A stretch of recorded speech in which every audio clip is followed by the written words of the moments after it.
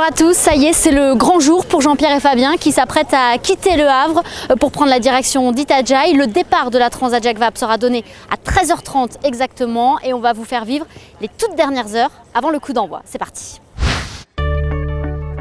Dimanche 25 octobre, sur les pontons du Havre, il fait encore nuit noire mais l'équipe de Jean-Pierre Dick est à pied d'œuvre. C'est aujourd'hui qu'a lieu le grand départ de la Transat Jacques Vabre. L'opération semble matinale pour un départ prévu à 13h30, mais les concurrents doivent quitter les bassins avant que la marée ne soit trop basse. Et si les ultimes sont les premiers à s'échapper, c'est à Saint-Michel-Virbac que revient l'honneur d'ouvrir le bal chez les IMOCA.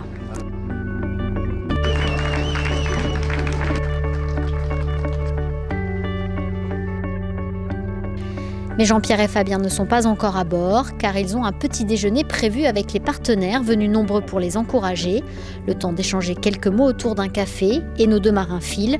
Direction le port de Plaisance où un Zodiac les attend pour rejoindre la zone de course. D'être présent à ce départ, c'est déjà une première victoire.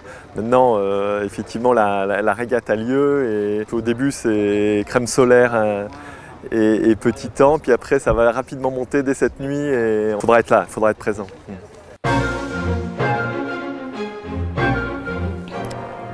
9h30, Jean-Pierre et Fabien sont à bord de Saint-Michel-Virbac et débutent par un point avec l'équipe emmenée par Philippe Lahotte, le directeur technique.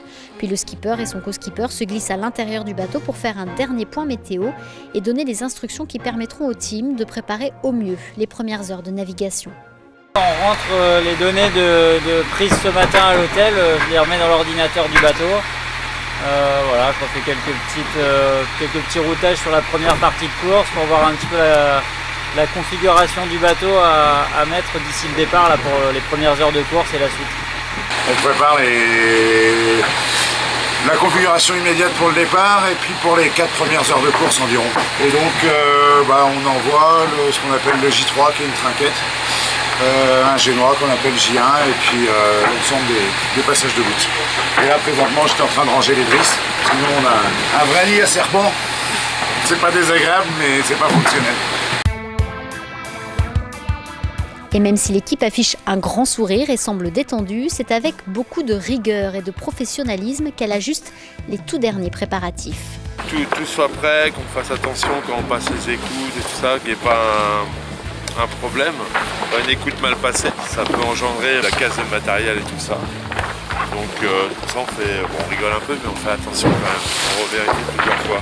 Allez, nous sommes à moins d'une demi-heure maintenant du coup d'envoi de cette Transat Jacques Vabre. Les voiles sont à poste, Jean-Pierre et Fabien ont fait un dernier point météo, une petite sieste, ils ont mangé et il est temps pour nous de quitter ce beau Saint-Michel-Virbac pour les laisser se mettre en configuration de course.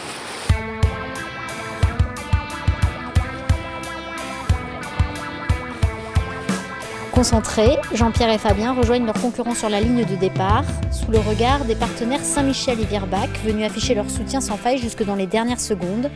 Puis à 13h30, c'est dans un vent un peu plus léger et des courants contraires que la flotte s'est élancée pour 5400 milles vers le Brésil.